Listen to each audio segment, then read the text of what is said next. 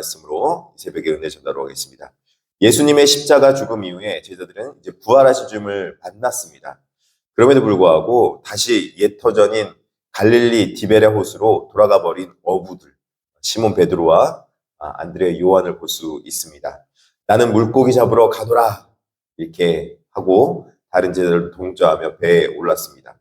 그러나 밤이 새도록 수고했음에도 불구하고 그들의 그물은 텅 비어 있는 것을 볼 수 있습니다. 오늘 본문은 바로 이 무기력과 실패의 새벽에 찾아오신 예수님의 만남을 보여주고 있습니다. 업으로 돌아간 제자들과 빈 그물을 볼 수 있다는 것이죠. 제자들은 부활을 경험했지만 온전한 사명의 자리로 나아가지 못했습니다. 언제 다시 올지 모르는 주님을 기다리다가 지친 그들은 가장 익숙한 바다, 예전에 했었던 그 옛삶으로 돌아가 버린 것입니다. 과거의 어부로서의 삶으로 회개합니다. 그러나 익숙한 바다에서 결과는 철저한 빈소원이었습니다. 밤새워서 물고기를 잡으려고 그물을 내렸지만 그 그물에는 빈 그물만 거두어 올릴 뿐이었습니다. 부활의 예수님을 깊이 경험하는 계기가 됐어야 되는데 그 부활의 예수님을 경험하지 못했고 다시 옛삶의 자리로 돌아갔을 때 그들은 빈손, 실패의 자리로 돌아가 버린 것입니다. 예수 그리스도의 부활을 경험했음에도 불구하고 예수 그리스도의 부활과 상관없는 옛삶으로 돌아갔을 때 그들은 절망적인 상황을 마주할 수밖에 없게 되는 상황이었다는 것이죠. 제자들이 텅 빈 그물을 바라보면서 어떤 생각을 했을까요? 정말 역시 안 되나 보구나. 그물 걷어서는 안 되나 보구나. 역시 내 노력으로는 안 되나 보구나. 그리고 나서 그냥 후회와 그리고 그냥 마음속에 안 좋은 마음만 가지고 있다면 그것은 부활의 주님을 경험하지 못한 것입니다. 부활의 주님을 경험을 했다면 그 부활의 주님을 경험했기 때문에 이제 부활의 주님께서 말씀하시고 이전에 제자들로서 같이 가르치고 배웠던 그 말씀을 기억하며 그 말씀대로 다시 돌아가야 되는데 새로운 삶을 살아야 되는데 지금 새로운 삶을 살지 못하고 옛삶으로 돌아가 버리고 나니까 아무것도 유익이 없는 그런 삶을 살았다는 것을 볼 수 있다는 거죠. 3년 동안 공생애를 예수님과 함께 살았던 제자들도 옛삶으로 돌아가 버리니까 빈손, 빈금을 아무것도 없는 헛된 삶이 되었다는 것입니다. 근데 그들 가운데 예수님께서는 그들을 외면하지 않으시고 찾아오십니다. 그리고 날이 밝아온 무렵에 바닷가에 서 계신 예수님이 그들을 바라봅니다. 그리고 그들에게 말씀하는 거죠. 배 오른편에 그물을 던져라. 밤새도록 물고기를 잡기 위해서 애쓰고 수고했지만 아무것도 거두지 못한 이 베드로가 그 말을 듣고 배 오른편에 그물을 던지기 시작합니다. 밤새도록 던졌는데 아무것도 못 건져 올렸는데 그 오른편에 던져서 그물을 잡으리라 하시니 이에 던졌더니 물고기가 많아서 그물을 들 수 없을 만큼 많은 물고기가 건져 올라오는 걸 볼 수 있습니다. 153마리의 물고기. 아마 물고기가 멸치 같은 물고기는 아니었던 것 같아요. 물고기가 153마리라고 해도 요새는 153마리 건져 올리면 그렇게 많은 거 아니잖아요. 근데 큰 물고기였기 때문에 아무나도 153마리 물고기 건져 올리니까 물고기가 찢어질 만큼, 그물이 찢어질 만큼 무거워서 들 수 없을 정도였다고 말하지 않았을까 생각합니다. 그러니까는 그냥 이렇게 손바닥만한 물고기 건져 올린 게 아니라 팔뚝만한 물고기 건져 올린 거예요. 153마리. 그거 보면서 예수님을 떠올릴 수밖에 없었을 것입니다. 예전에 자신이 예수 그리스도께서 자신을 부르실 때 디베랴 바다, 갈릴리 바다에서 예전에 했었던 말을 기억했던 거죠. 베드로가 막 그때도 밤새도록 그물을 내렸는데 아무것도 건져오지 못하는 그 옛날의 삶. 근데 어부도 아닌 저 사람이 한 명 와가지고 그물을 깊은 데 가서 던져라 했던 말을 듣고 나서 내가 밤새도록 어부였는데 못 구했는데 당신 말 한번 들어본다고. 그러면서 이제 그물을 내려서 던졌더니 많은 것들을 건져 올렸던 것을 볼 수 있다는 거죠. 그때를 기억했습니다. 아마 그때만 기억했을까? 아마도 이 베드로는 많은 것을 기억했을 것입니다. 물을 포도주로 바꾼 가나온 잔치, 죽은 나사로를 살리시던 그때 38년 된 병자를 날 때부터 맹인이었던 자를 고치셨던 그 예수님, 여러 기적들을 다시 한번 회상할 수 있었을 것입니다. 왜 예수님께서 옛날을 회상하게 했을까요? 옛 추억으로 살아가라고? 옛 추억으로 살아가라고 그렇게 예수님께서 기억나게 해줬을까요? 사람은요, 추억이 많으면은 그 추억 때문에 기쁨이 있다는데, 여러분, 추억만 가지고는 미래의 삶을 살아갈 수는 없습니다. 추억은 좋았던 기억일 뿐이에요. 근데 이제 그들에게 추억을 기억할 뿐만 아니라 예전에 했었던 주님의 말씀을 떠오르고 기억나게 하시기 위해서 주님은 옛 추억을 기억하게 하신 것입니다. 기적의 순간 예수님께서 사랑하시던 제자 요한이 가장 먼저 주님을 알아봅니다. 베드로는 주님이시란 말을 듣자마자 베드로가 어떻게 한 줄 아십니까?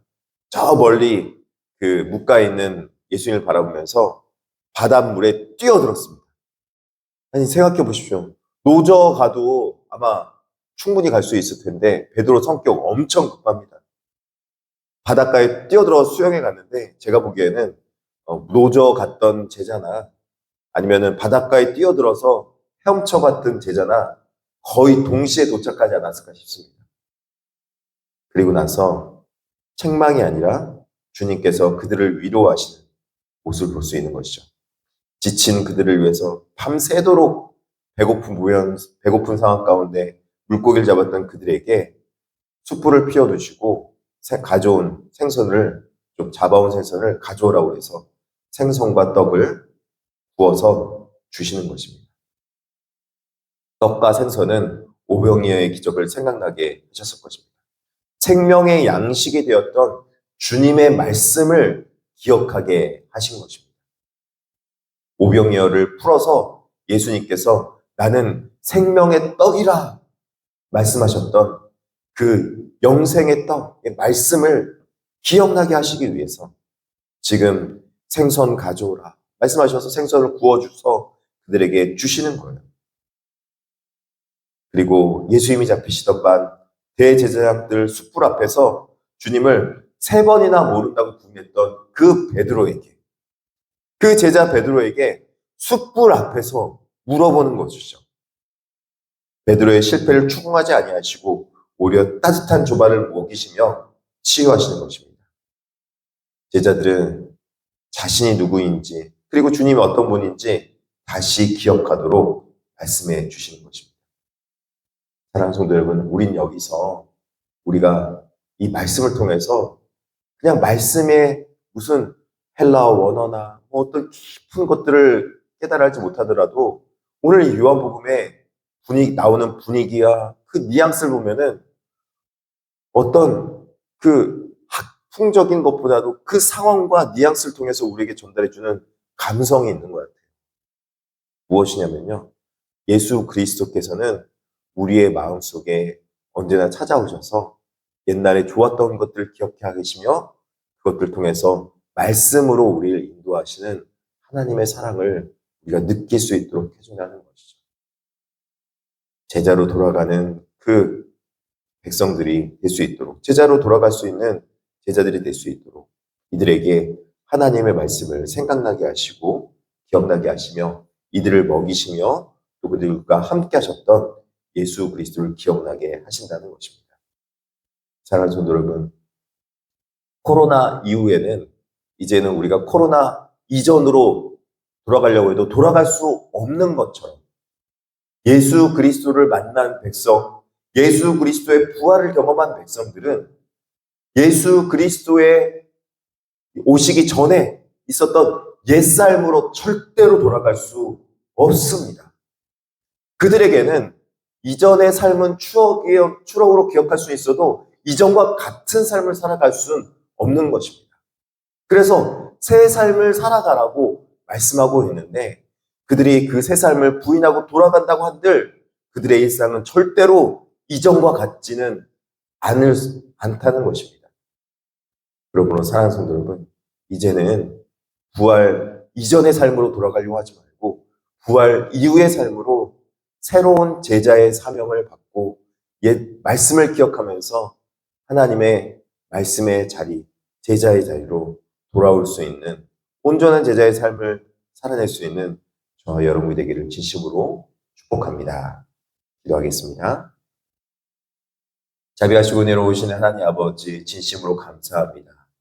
주님, 제자들이 예수 그리스도의 부활을 목격하고 만져보고 체험했음에도 불구하고 다시 옛삶으로 돌아가려고 하는 그 삶 속에 예수님 찾아오셔서 다시 한번 말씀을 기억나게 하시고 옛 추억 가운데 좋았던 추억을 기억하게 하시며 예수 그리스도의 말씀으로 새로운 생명의 삶을 그리고 생명을 건지는 삶을 살아갈 수 있도록 우리를 다시 한번 부르심에 감사합니다.